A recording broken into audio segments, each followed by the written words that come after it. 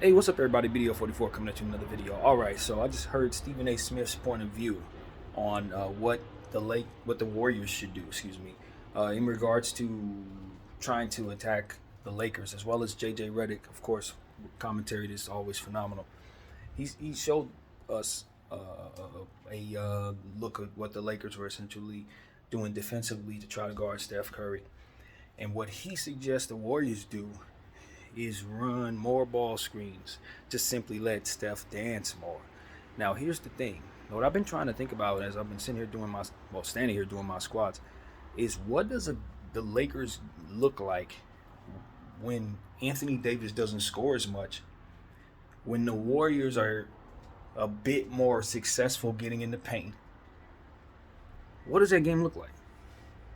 And to me, it looks like the Warriors won. And so, what we need to be doing is, first of all, for ourselves, establishing that AD must continue to score like this in order for us to win. We saw how close the game was. It basically came down to a couple shots, if not a shot, right? So that's not really crazy. We got to understand that late game run that they had, they're gonna execute that even better in certain games than they did right there. As I told you guys, there's gonna be a game, and hopefully this was that one, and I was just wrong. But there was gonna be a game where we had like a 15-point lead and still lose because of their shooting talent. And so they don't have a lot of advantages on the floor from night to night, but they can do certain things that can really, really hurt us bad. And that, if done enough times, will ultimately win the series. So JJ picked them to win the series. And I trust his basketball mind. So that means we got to try to limit some of the things that they, are going to be able to accomplish with some of their strengths, even though they're going to be overshooting to a degree. There are going to be certain nights where they're going to be able to get in the paint just off the sheer nature of Anthony Davis may get in foul trouble. He may not. It could be 14-point Anthony Davis night, and he's so important to what we do. But you got to see how much production he actually gave us in order for us to win. It's like 30 points, 23 rebounds. Is he going to do that every night? He may have that advantage, but is he going to be on the floor enough? And so these are things like, all right, we can run him 44 minutes, but we're going to wear him down, and we're not going to have him in Game 7 when we need him. So that's something we need to learn to embrace, the idea that there are going to have to be other ways we can win. We need to attack the Golden State Warriors and be successful in order to win the series. It can't just be leaving Anthony Davis on the floor and then counting on him to do this. That, if he does it, amazing. We'll be looking to put him in the record books. But those are Draymond Green, Kevon Looney. They're going to play better. They're going to make the adjustment, and they're going to find ways to neutralize Anthony Davis. I was listening to Draymond Green.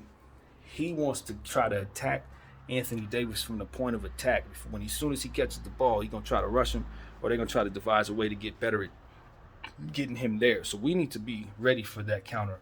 I don't know why Draymond keeps telling people what it is they're gonna do. He knows people like me are listening to him, gonna take his nuggets and bring it back to my little local side. But we are definitely paying attention, bro. But nevertheless, it's one of those situations where it's like, yo, we need to understand that the Lakers are a team that has more size, and we have enough shooting to where we should be able to hit 3-point shots efficiently enough, because we don't really need to attempt too much. 1 for 8 was a bad night. We're not going to go 1 for 8 to start when we start shooting the ball a little better as the series progresses. And as that happens, we can't fall in love with the three just because we're going against the Warriors. I want to reiterate that. Just because we got it right in one game, we got to get it right a lot more times too. So, I think a lot of things fell into place for us. I think they tried something that didn't work. And I also think the adjustment for them coming down on their 3-point shots could be potentially coming. And they may just try to duke it out with us with their best defensive rotations, and then try to catch us on the end with their shooting. So that's another way they can attack us. As I told you guys, and I'll keep saying this until this series is basically over. Steve Kerr often leaves fresh food out for the opponent earlier in the series to make the opponent think that food's going to be there all series long. It won't be. I'm telling you. I've watched this man strategize enough to know that the adjustment is coming. And some of this is fool's gold. Some of this is him acting like he can't stop certain things that he definitely has a plan for. And so even though they don't have the roster necessarily to attack us in ways that are conventional, I've seen small ball rotations be effective in defending big players. I've seen Anthony Davis have trouble with turnovers and things of that nature when players attack him. We got to expect double teams from smaller players. Wiggins and Gary Payton are going to be at that man's chest at times, trying to disrupt him and closing out on him fast. So we need to understand the adjustment on how they are defending Anthony Davis is coming. It ain't going to be just, Looney and Draymond. Now they're going to try to attack him from other angles. Also, something I've been thinking about a lot. We did a great job of blocking shots in that first game, getting Steph Curry to not be able to have so many layups. Usually when the Golden State Warriors are really kicking tail, he's not only shooting threes very well, but he's also getting layups in transition, getting to the lane, dribbling, taking people off the dribble with his handles. We got to make sure that we continue to erase that crap every single game. I don't care what the score is. Make it a point to attack him in that way and look for the adjustment they're going to make to try to open that up for him somehow. Back screen, some type of technical stuff that basketball coaches will come up with to get him easy layups that's coming. Also, Dante DiVincenzo. That's a player I know that they can use to put pressure on the rim. I don't know how they're going to work him into the rotation, but he's on fire and he's playing well in these playoffs, and he's done it before. If I'm not mistaken, I think he was a part of that championship team with the Bucks. I don't know about that, but he definitely played with the Bucks, played some good ball there. Maybe might have been with Sacramento that year. I don't know. Point is, I've seen him play well enough on the defensive side to know he could steal the ball from you on the offensive side. He could put the pressure on the rim that they need with his handle ability and his speed and his athleticism. That maybe, it's something that I think they're gonna try to audible into what it is that they're doing. So expect for him to be driving like Schroeder for us, and put it into it early before they even start figuring out that they can do that. We've already discussed it, and we're gonna make sure our team know about it. So Dante DiVincenzo has some pretty solid handles driving at the rim. You can get off the floor too. So one of these days you're gonna see them try to use him a little more. Be ready for it.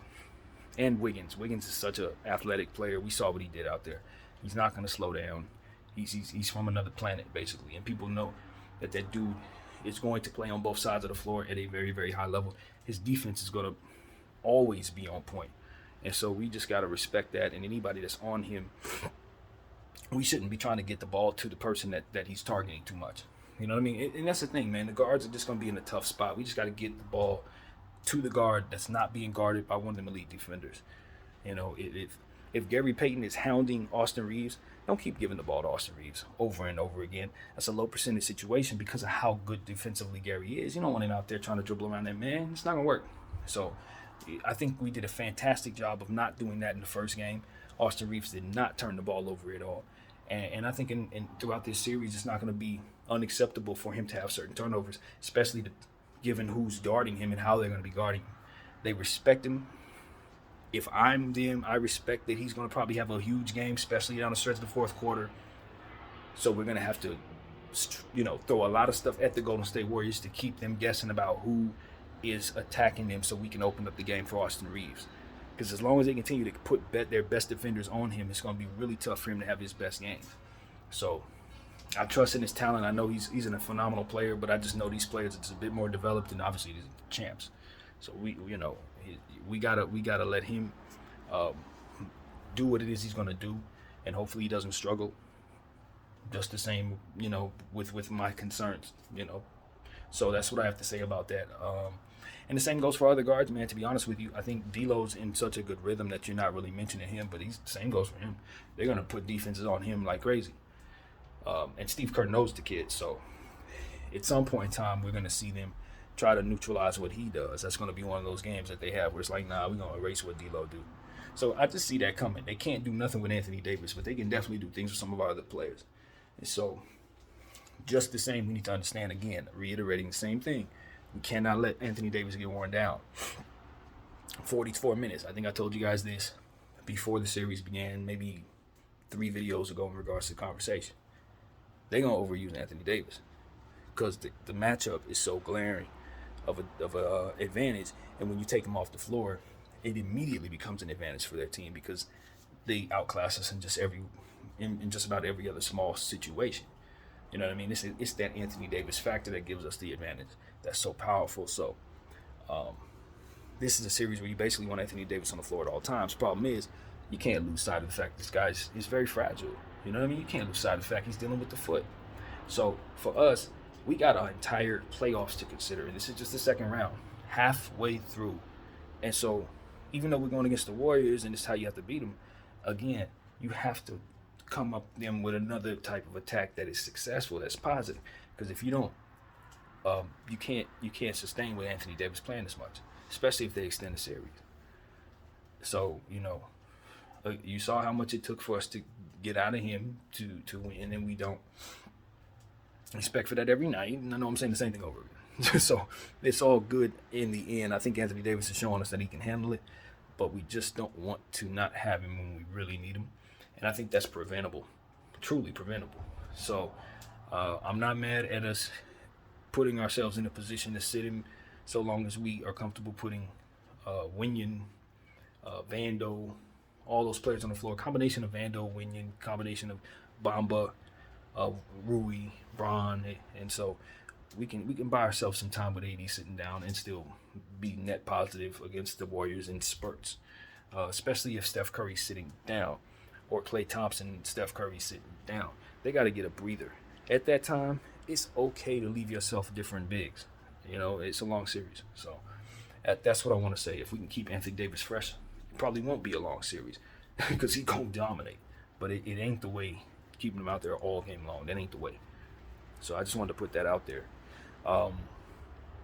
And I just love what I'm seeing from my team defensively overall. I like that we're putting Vando on Curry, but we can't keep him on him the whole time. He's going to figure him out. He's going to figure him out. Yes, that was a bad first game, but you can't give a player like that the same guy over and over again. Can't do it. Can't do it. Also, can't overuse Vando for the exact same reason. We're going to put him on the best player every game, leave him out there the whole game, especially if he's hitting shots. He could wear it down because just the way his game is. He's jumping a lot, he can roll an ankle, he's going left to right. It's one of those things where it's like when you're dealing with ball handlers, yeah, he's tall and he's fast enough to do it, but at the end of the day, it really is a tiresome and taxing job. So give him his breathers. Give him his breathers. I don't mind us going to Dennis Schroeder a couple times, even though Dennis Schroeder may not be the best option. Dennis Schroeder seems to get better as the game progresses. Put him on a guy, he might make a couple bad reads. By the end of the game, he's locking him, running around, doing a great job. Dennis Schroeder is the guy who's going to be conditioned well enough to chase Steph Curry around. So we're definitely going to have him on a lot of time. Of course, Vando as well. But those are the two guys that I think you really want him to see. And if you want to be risky, you can try some Shaq Harrison as well, because I know he's a lockdown, speedy lockdown with a lot of strength. So that's a lot of, he's going to cook him. That's just Steph Curry. But at the end of the day, that's another option. You can say he's fast enough to chase him around and all that. So you don't have to wear guys down doing so. Give him a couple guys, give him that guy in like 2 possessions or 3 possessions of defense, sit him back down, call timeout, whatever, depending if it doesn't work or however it goes. But that's just an option. And that's what I do too. Like, you don't want to get too risky, but I'm just saying you want to throw a bunch of stuff at Steph Curry. Just because something's working, you definitely want to give him a billion different things. It's a team effort stopping this man. And we know that. And then you got to take into account that you got to cover Klay and all that. So it becomes a situation where you're going to give up something. They're going to hit shots. And that's why you don't think you'll sweep them, even though you have these advantages. They're that good, man. So continue to take them as seriously as they are, the NBA champions defending. And, I think the advantages that we have are supreme, to be honest with you, so long as we stay healthy and, just don't overuse Anthony Davis, truly. Just because you can kill him that way doesn't mean that you're going to not run him down doing so. So that's what I got to say, man. That's my thought in the situation. I don't think I'll make this that long of a video. I've been very pleased with the Los Angeles Lakers, so I ain't going to talk too much when I am. But I just wanted to cram a lot of different thoughts because I've been thinking about this pretty much all day. Given the fact it's the playoffs and I know who we're going against, you got to be locked in against the Warriors, I am ashamed of myself for not watching film of them yet, but I'll definitely do that in the near future and just kind of get a look at what they've been doing in these playoffs a bit better against the Kings and try to see what tendencies I think we can pay attention to, because at the end of the day, they are the Warriors, man. And so if you don't expect for them to be able to overcome great mountains of players who have great advantages than them, then you haven't been paying attention. And that's what I want to tell my team. You're a great Goliath to one of the great dynasties. So you gotta know your role and then play yourself cunning and smooth the right way rather than playing yourself in general. You know what I'm saying? You wanna go out there knowing your position. You do have advantages, but you need to fear them. You understand what I'm saying? The Lakers need to fear them, not because you don't have advantage clearly, but because they can overcome the fact that you have those great advantages because of how great they are. You know what I mean? So it's like, that's what I know. When you're on the other side, they're sitting there like little Goliath who has a bunch of rings. So it's like, of course we can overcome this. Yes, they have advantages, but we can do stuff. And so it's like, the team that's going against him, you got to press them advantages. Press them with effort. I keep using this word effort because I know that that's what it's going to take, and it's what I think we tend to offer in spurts, and that's not going to work. And that's why I want us to use some of everybody chasing Steph Curry on those screens, because that's really the gist of it all. Who can last chasing this man while they use him over and over again, as JJ suggested, because that's what it is they're going to have to do. More screens, more backs, cuts, layups, all that crap is coming. And they're going to try to overcome us, especially when Anthony Davis has to sit down. So the fewer times we can stay small, the better against this team, in my humble opinion. Rim protection. You know, we got to value it continuously. I think a lot of people don't believe Mo Bamba can provide that. I don't think this is necessarily the series you want him doing too much, depending on the lineups they're using. But I just have a vision for him providing continuous rim protection when Anthony ain't on the floor, so we can buy Anthony those spells.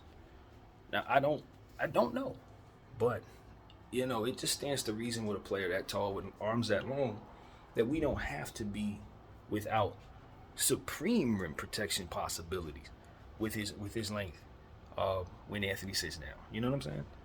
So of course we can go Vando, Rui, those guys have been doing it, Braun, those guys have been doing it. But you want to rest those guys too, so that you can have them fresh for the end of these series, if it goes the distance. At the end of the day, my problem with what Steph, you know, with Steven and JJ are saying about running, you know, Steph to the all over the place. My problem with that, from a Warriors perspective, if I were to be on their side, is he's already gassed, dude. He's fresh off a 7-game series, and he only got one day off, basically, between the start of the series and the next one. So it's like, you don't want him running off of screens in game 2 and doing all that stuff at overkill, for the same reason I've been saying about my team and my Lakers, and what I don't want them doing just because it's our advantage. You got to sometimes do other things, even if it don't give you the greatest strength, so that you can keep those strengths fresh and then always give the opponent something different. So it's like, okay, in the spirit of that, I don't know, you want Steph Curry running around that fast, that much, this soon.